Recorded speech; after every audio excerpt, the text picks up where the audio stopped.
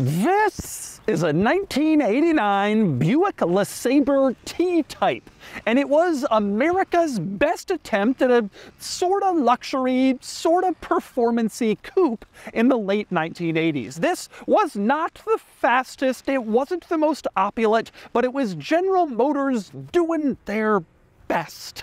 And today I'm going to review the LeSabre T-Type and show you all of its quirks and features.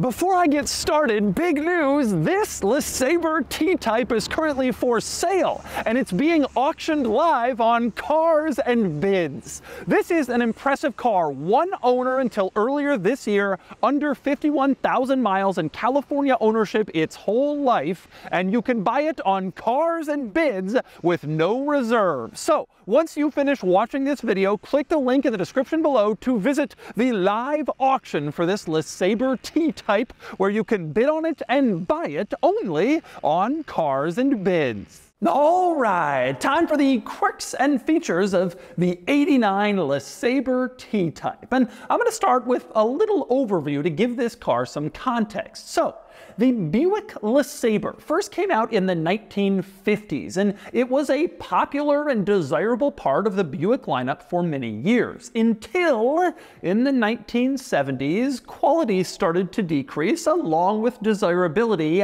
like it did with so many cars in that era, and especially American cars that were suddenly too big for this new world of smaller vehicles and fuel economy standards. Now, this, the sixth generation Buick LeSabre, came out for the '86 model year, and the big deal was it switched to front-wheel drive after the car had been rear-wheel drive for many decades before.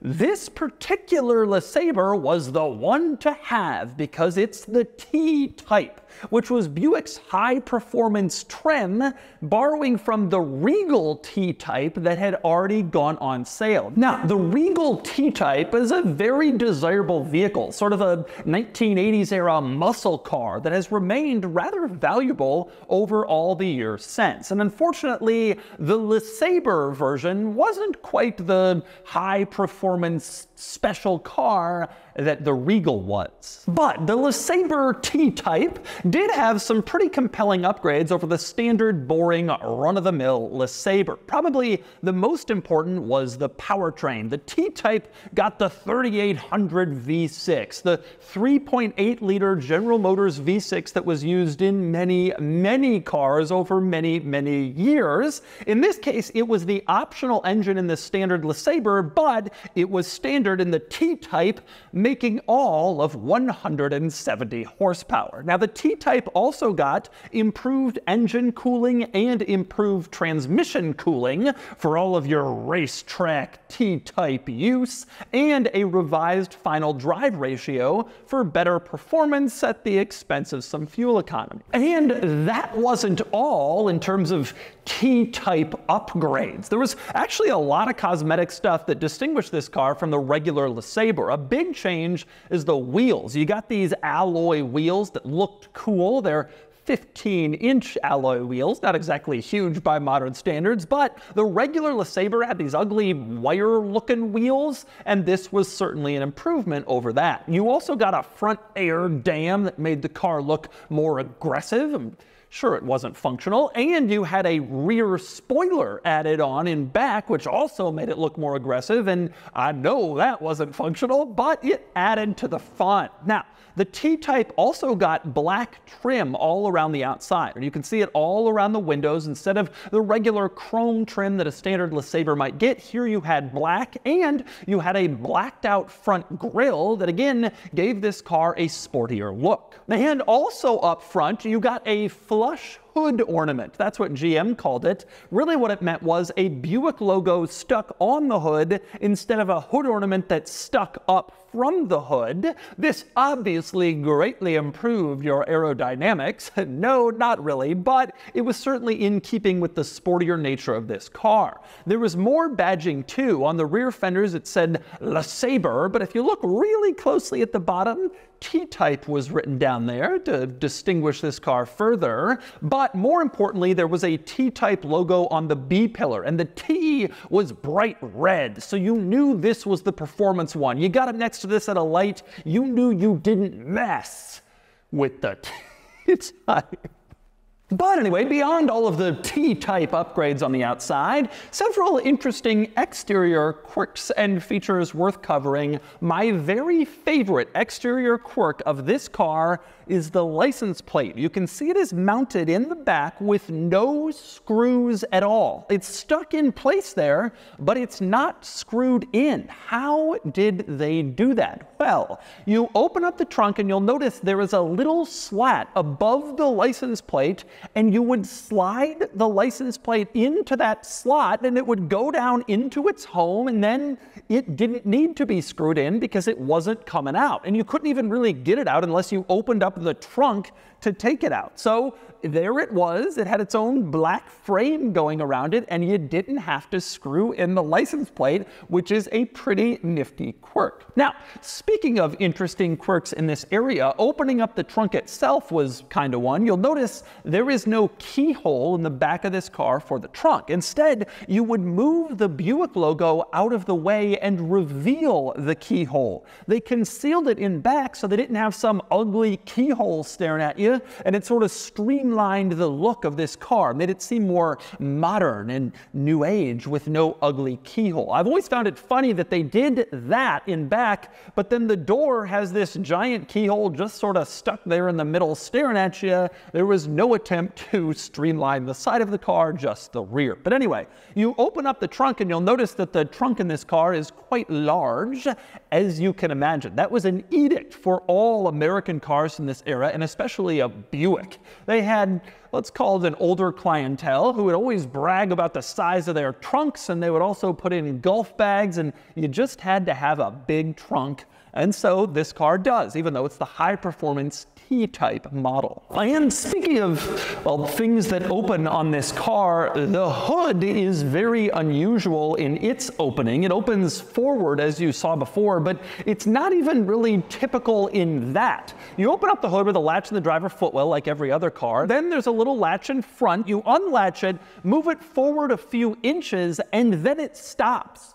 Then you go around to near the windshield and open it up frontwards the rest of the way. Certainly an odd hood opening procedure, especially for a fairly traditional American car. Now, the other exterior item worth discussing is the lighting in this car. Around back, you have these characteristically 80s taillights, big things with clearly placed bulbs. They sort of dim at the edges of the taillight. The turn signal clicks very slowly, as you can see, just like all these GM cars in the 80s. Up front, also a distinctive GM touch. The signal would alternate from the bulb on the fender to the one in the front. It would blink in an alternate pattern. When one was blinking, the other was off, and vice versa when you turned on the signal. The other interesting lighting element to this car is the third brake light, which you can see is mounted here in the rear shelf, and a complete afterthought, because ultimately the regulation for the third brake light went into place right around when this car first came out,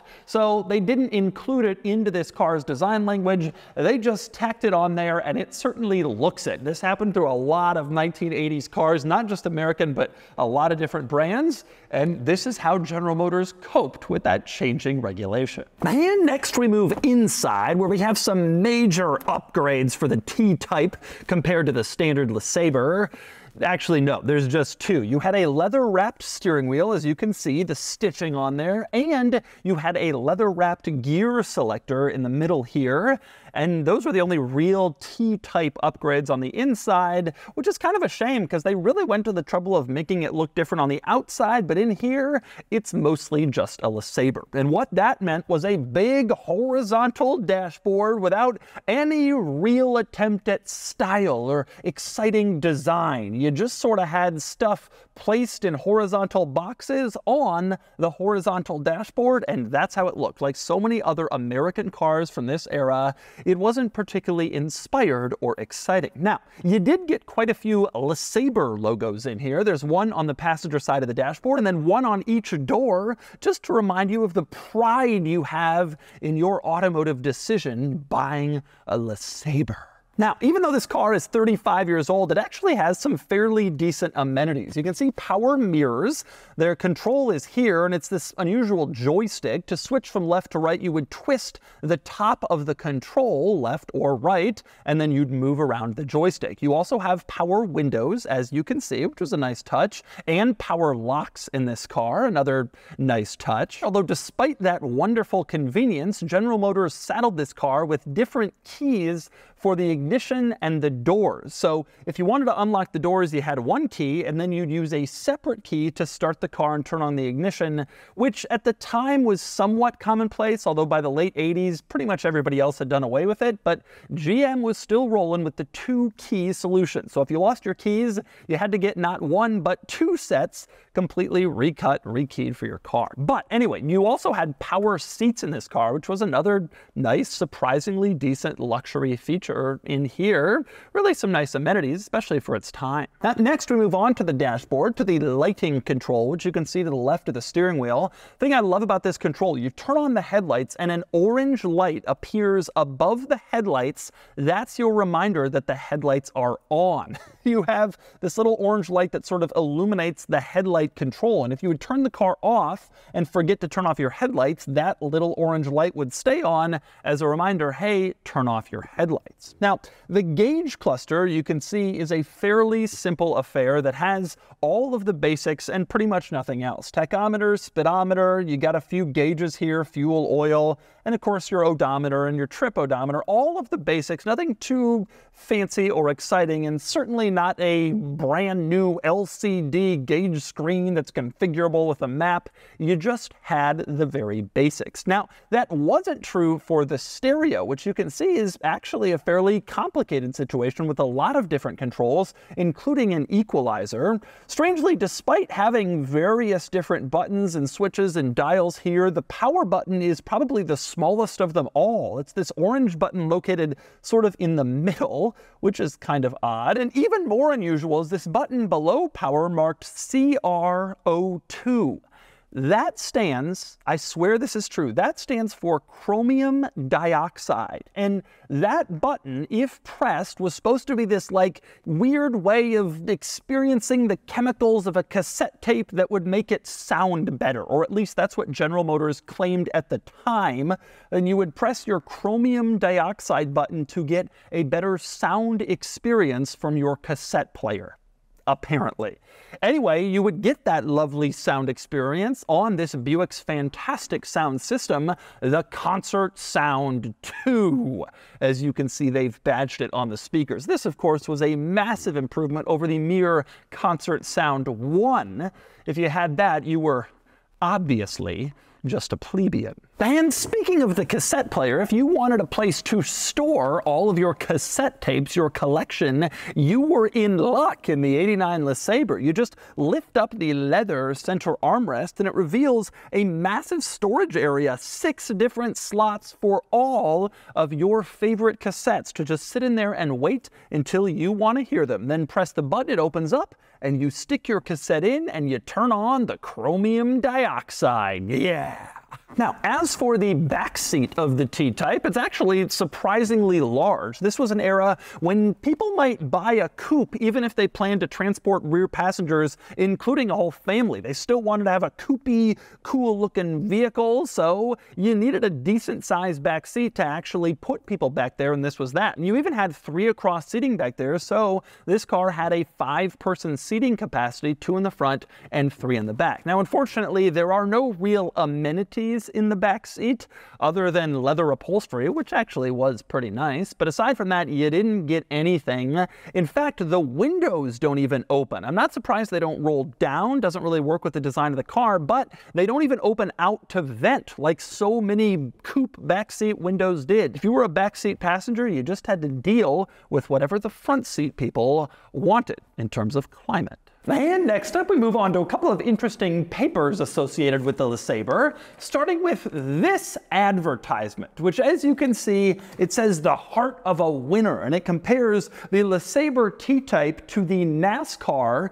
that Buick was running at the time. And it specifically says V6-powered Buick racers have won many NASCAR events. And I'm sure It was a 3800 V6 with 170 horsepower that was winning all those NASCAR races, just like you got in the T-Type. Obviously, this is a race winner with some serious pedigree. Now, the other papers that come here, this is the owner's manual for the car, and you can see imprinted onto the front of the owner's manual, Buick, premium American motor cars. You looked at this owner's manual and you had pride in your car as you were trying to figure out why it was overheating. Actually, I like, especially on page 10 and 11, this explanation of why to wear a seatbelt. It shows this person sitting in a moving seat, and then the seat hits something and the person goes flying.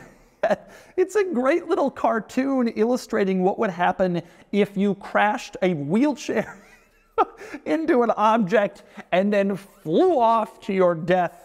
Kind of ridiculous to see, but I guess they were really trying to get people to wear seatbelts at the time, and that was their hope. So that's your LeSabre. It's worth mentioning what happened to the LeSabre. It continued on for a couple more generations before it was canceled from Buick's lineup after the 05 model year. Actually, it was replaced with a new model called the Lucerne, but that itself was canceled from Buick's lineup after just one generation, and then the whole thing kind of went away. Big sedans, big coupes like this car, the market just stopped wanting them, and Buick is pretty much entirely pivoted towards SUVs, from small to large, but cars like this are pretty much gone, and that includes the LeSabre, but at least with this, we think back and remember. And now it's time to do that behind the wheel. All right, driving the LeSabre T-Type.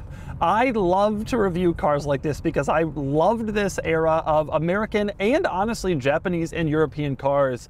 The mid to late 80s and early 90s, there was all sorts of weird experimentation going on, and it doesn't seem like that long ago, but it's very different than today's standards. And so it's kind of cool to get into a car from this era and just be like, you know, it's not like I'm in a 60s car. Like, this was recent, and yet it's so different and unusual compared to today. Okay, so like I mentioned, T-Type was sort of the performance trim level that Buick was trying to make happen in the late 80s. And of course, the Regal T-Type is the most famous one that came out of that era, and those are really desirable cars that bring big money. The rest of the T-Type cars have largely been forgotten, and that includes this one, but it was the very coolest LeSabre you could buy at the time. So you're thinking, does the cool hold up? Well, let's jam that throttle and feel the roar of the 3800. It's actually not as slow as you would think, given the whole situation.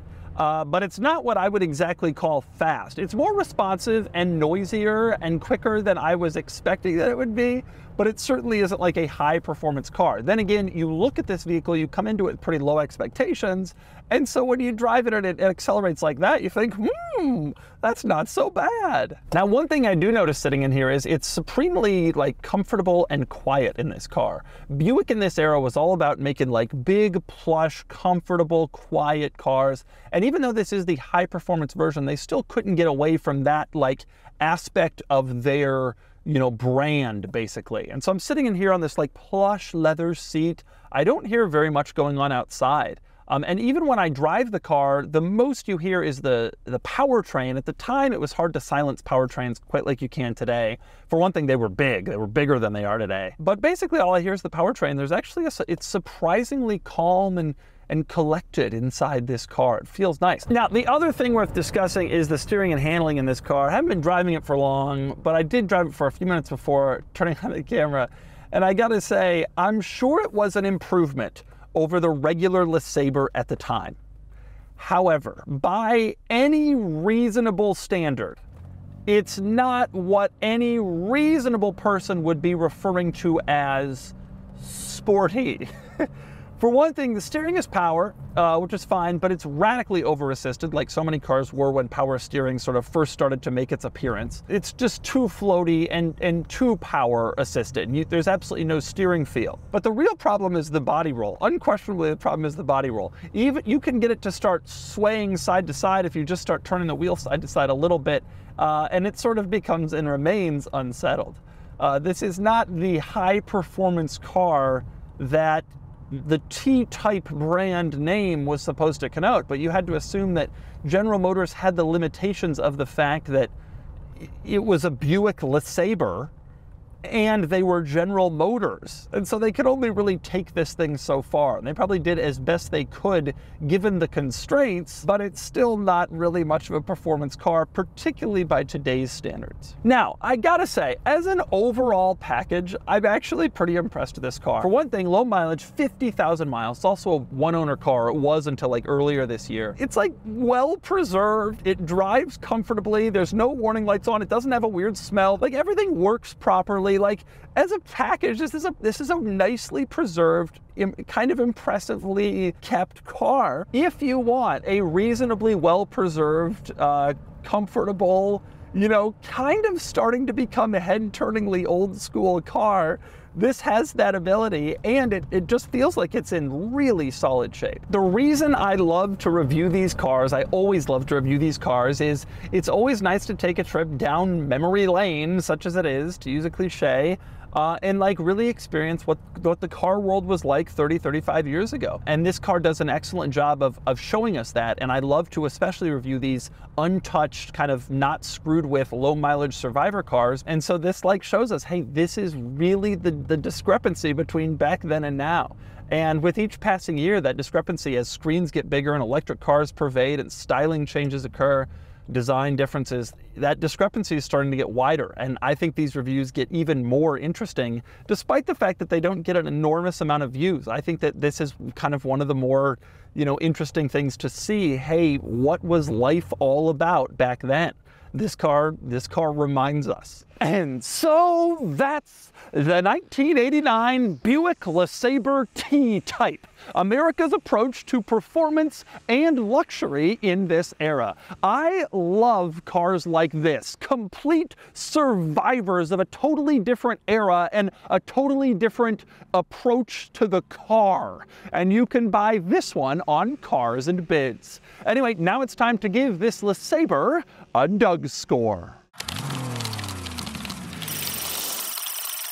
And the DougScore is here, 42 out of 100, which puts the LeSabre T-Type here against some other sort of similar cars from its era. The T-Type was supposed to be the sporty LeSabre, and it really was, but it's not exactly a high-performance car, especially by today's standards. Still, it's fun to spend time with this car. It's so fantastically well-kept, given that so many of its contemporaries haven't been, as it gives us a fun look back to the old days. The nostalgia factor is definitely the selling point here, and this LeSabre is a cool time capsule.